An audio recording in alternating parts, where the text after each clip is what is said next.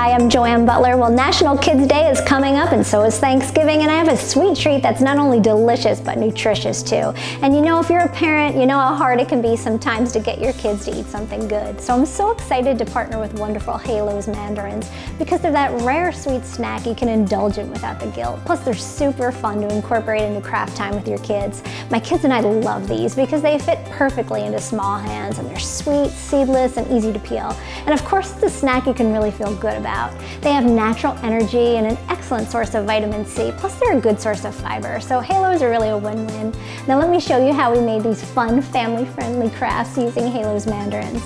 Here's what you'll need: some felt, scissors, some glue, some googly eyes, cardstock, and toothpicks. Just cut a few pieces of felt like so, and these are your feathers. Fan them together with some glue.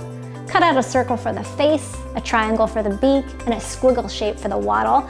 Add the googly eyes and a beak and some feet, and you got a Halos turkey. Love, love, love this, especially with Thanksgiving around the corner. We're actually using these as place cards for Thanksgiving dinner. Just so fun to do after school or as a weekend activity.